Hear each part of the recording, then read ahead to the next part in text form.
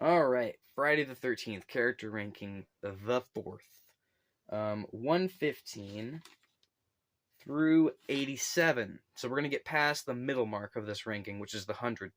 So, looking forward to that.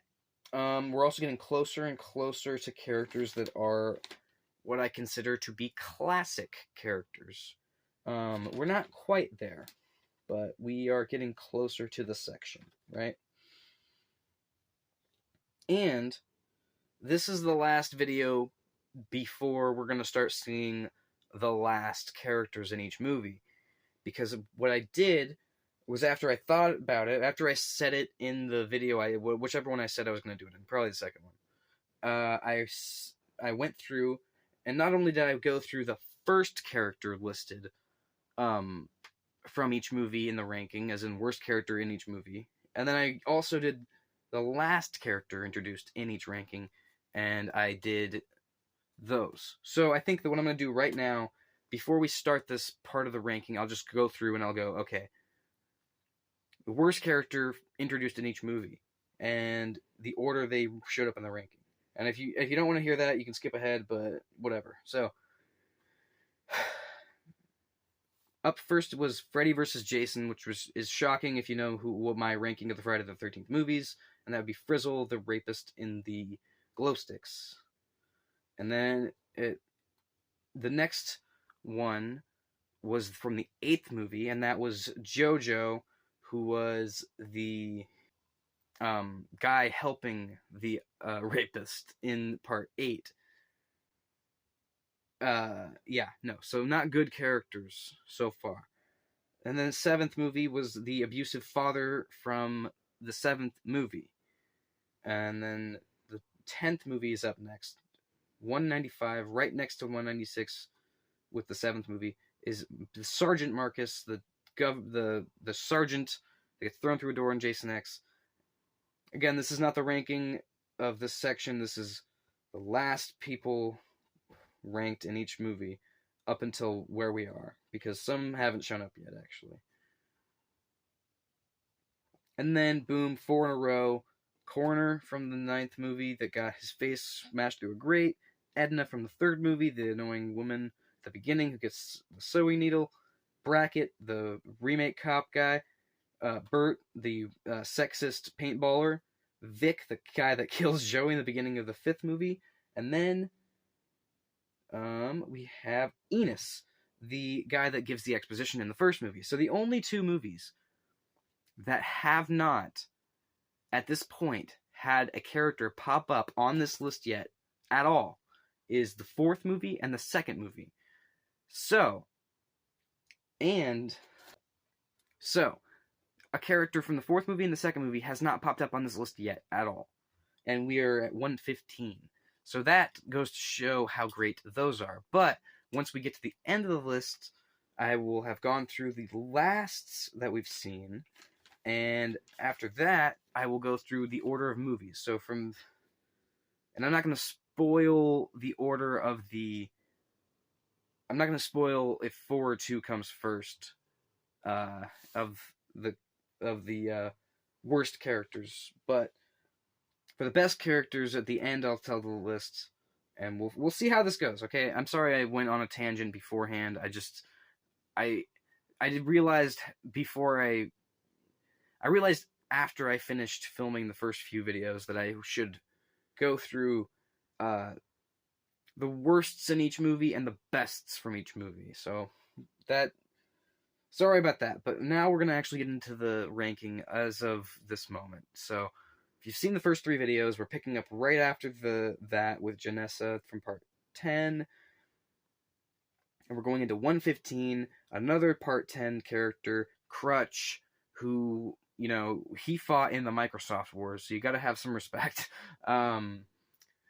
He is I don't know what he is. He's like a technician guy on the ship, but he's really funny.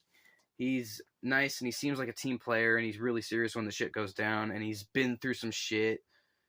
He's literally been in a war where he was fighting with his own limbs in a Microsoft conflict. That's pretty fucking rad. yeah, no, I like this character a lot, but Jason X characters don't rank very highly on this list, no matter how good they are. But you know, he's pretty high, I would say, actually. But I think he's in the right spot. I like Crutch a lot. Moving on, number 114, we have Deborah, who would be, I know who Deborah is now. Deborah is the tent kill. Spike through the stomach, ripped up, and let's just take a moment and think about why she's this high on this list.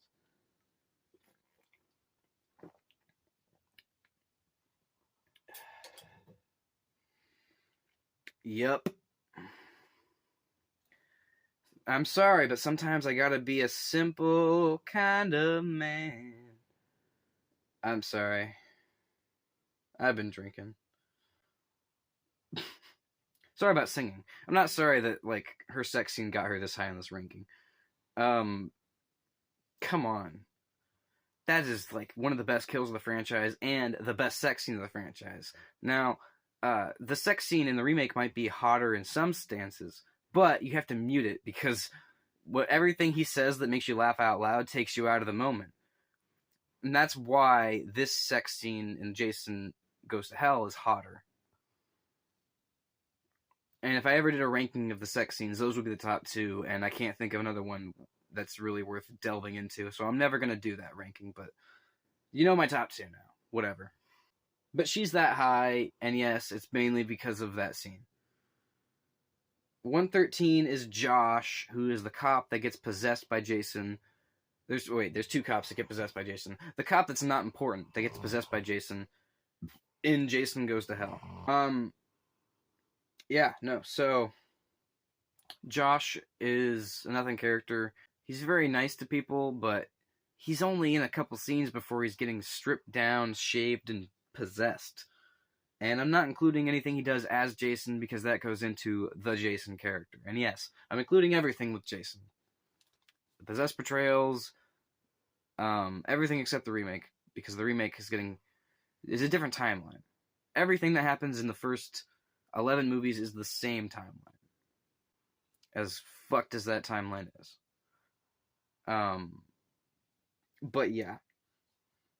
That's where we are with that. Josh is there. 112 is Ed.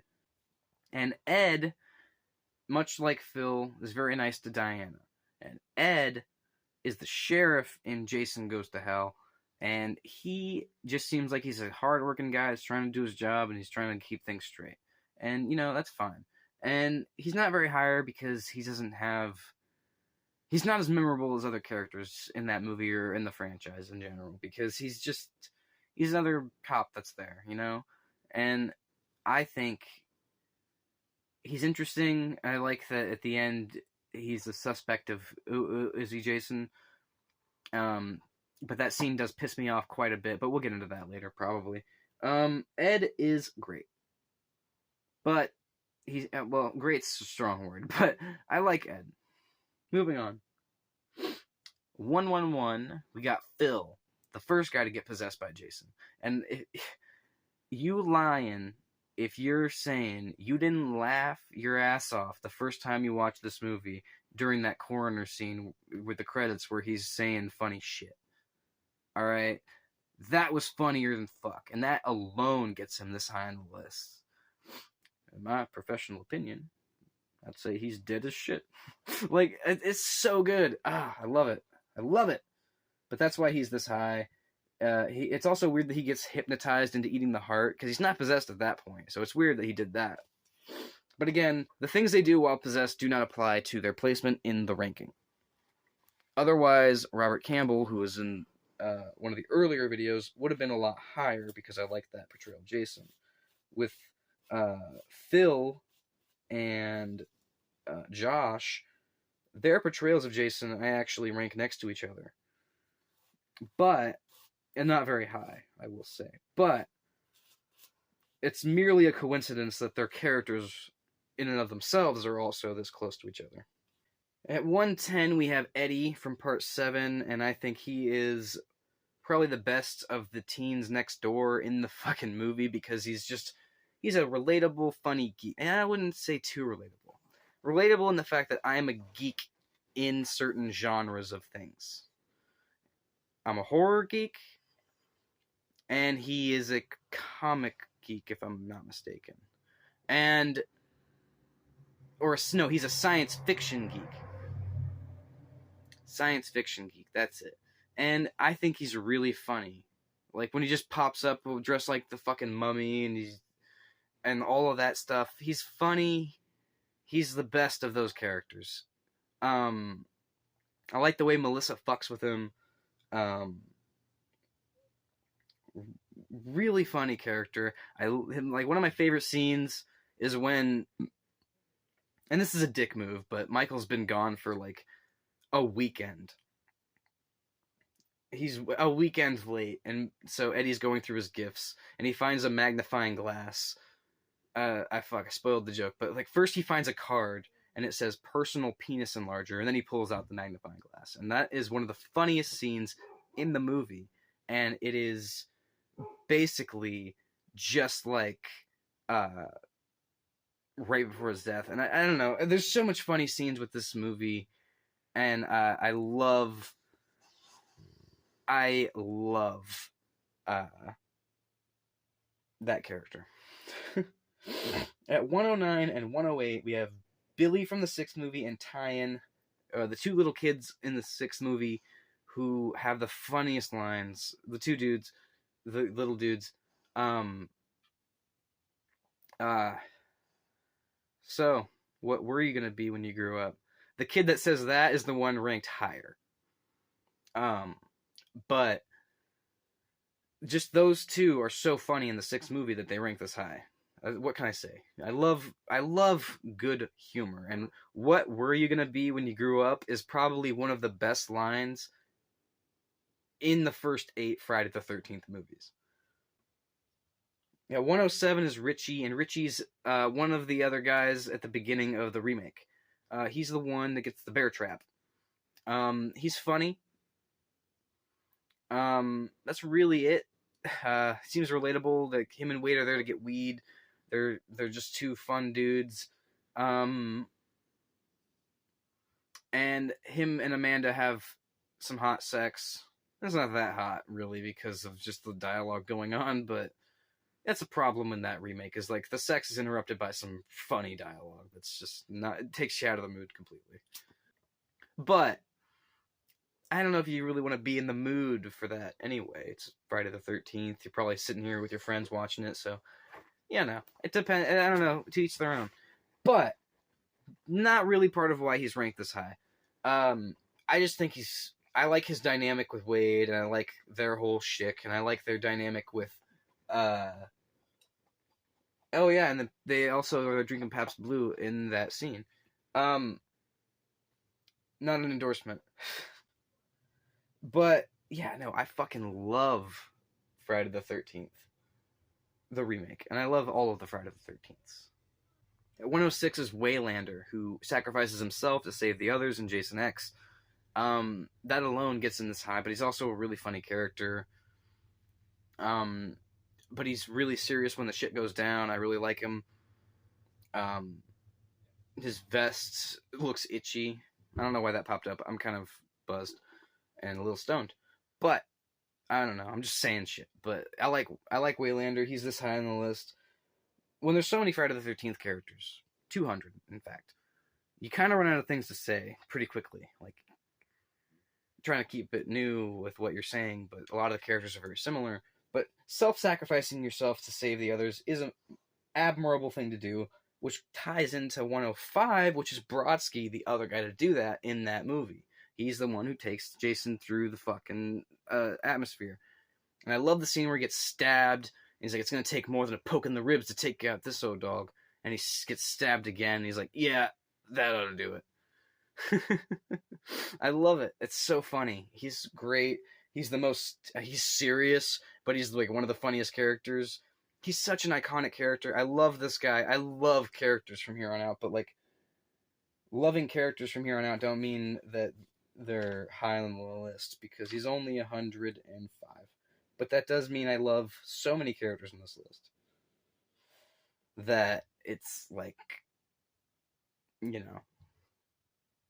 But that's where Brodsky lands. At 104 is KM14, the android, who's like the only character on this list that's not a human. And depending on what you think of Jason and Freddy. And yes, Freddy Krueger's on this list because he's in Freddy vs. Jason. And much like Jason, I'm not including his remake encounter. I'm only including the timeline, which means Wes's New Nightmare doesn't count either because that's a different entity. So Freddy will be in the list at some point. All right, this is a strange cut now that I'm in the woods and it's raining and it's another day. But yeah, my phone just stopped recording and I didn't get back to it until now. KM14, very funny character. Love the scene where her nipples fall off.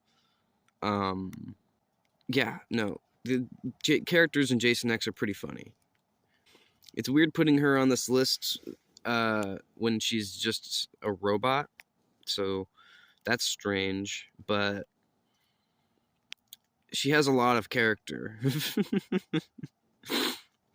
I love the part where she's like, I am real.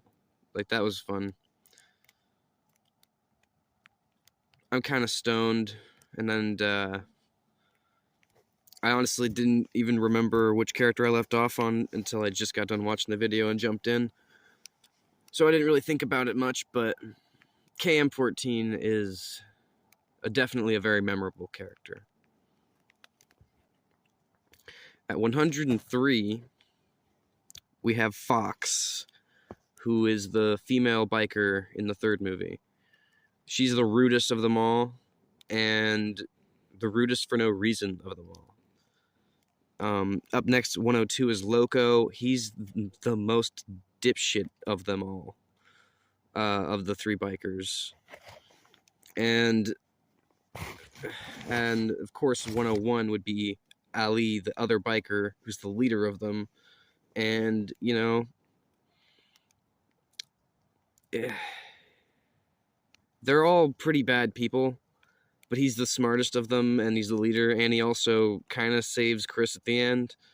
So that gives him some more points, but yeah, that's where he lands. All right. And now we are at the halfway point.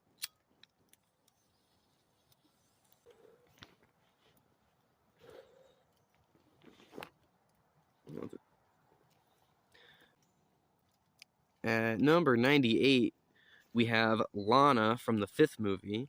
It's showtime. Oh, God. That scene... Let's just say that scene's enough for her to land in this half of the list. 97, we have Billy from the fifth movie. He's the sleazebag. He's the guy in that scene with her. He's funny. Like, a lot of the stuff that he did was pretty funny. You can tell a lot of the characters in the fifth movie just kind of had to do it and make it up as they went and, like, improvise and shit. And this guy, like, he nailed it. Hilarious. Number 96, we have Martin, who was the old graveyard caretaker in the sixth movie. And Martin is hilarious. Does he think I'm a fart head? Some folks have a strange idea of entertainment. God, I love it. It's so fun. It's so fun. Like, God. Do you find the alternate ending that never happened with him being the guy that taking care of the graveyard to be interesting, but I don't know. I think that it's better as is, especially with that, you're gonna be the death of me. Fucking, In 95, we have Rick Cologne from the sixth movie. And he's fucking funny.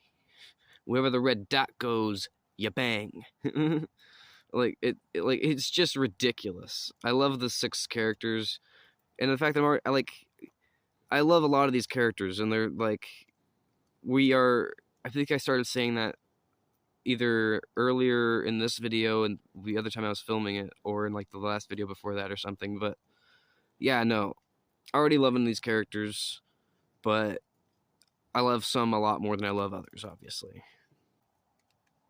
In 94, we have Nikki, who is in one scene in Friday the 13th 6, and it's the sex scene, and there's no nudity in it, and there's no nudity in Friday the 13th Part 6, but that really doesn't have anything to do with the ranking.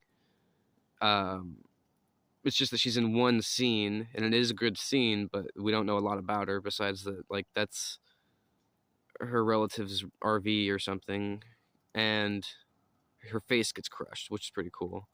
But yeah, she ranks there. 93, we have Nancy, who is the child in Jason Lives, and she's like, all the kids are there, so you're worried about Jason getting them. And you got two kids that showed up earlier that were like the comic relief, but this kid's like showing like, this kid's supposed to be there to be like, okay, this is the character we want to die the least. Like, will Tommy and Megan protect these kids? And I think that it's done very well, especially when the cop saves her and then gets his head crushed. It's like, holy fuck, this is dangerous. But then I like that Jason doesn't even try to kill them. Like, they established that pretty early. And like, I think it's very interesting because he was a kid when he was happy, and now he's not happy, and he's going after people growing up, which is like, it's a whole clusterfuck, and it's a whole insight into Jason. It's like, Jason may be a zombie, but he's still Jason. Even though he did try and kill Tommy Jarvis, but yeah, what are you gonna do? Maybe Tommy made Jason scared of kids? No. That would be funny, but no. 92, we have Harold, who is the husband in the first part of the third movie. He's way better than his wife. He's funny. He's just eating the food, like, screw sanitariness, and then he just goes and takes a shit with fucking whiskey. Like, it's interesting, and it's weird that that's like the first part of the movie that's not the second movie. And then I've always had a very vivid memory of that scene because obviously it's like one of the first ones I owned after the first ones I saw. So it was like, it was a whole thing. I really liked that opening, despite how annoying she was. And I'm bummed that I only got to try and watch it with the red and blues on a TV. But I have tried it with a Blu-ray DVD player on a projector, but with old blue and green 3D glasses. So that was a different experience.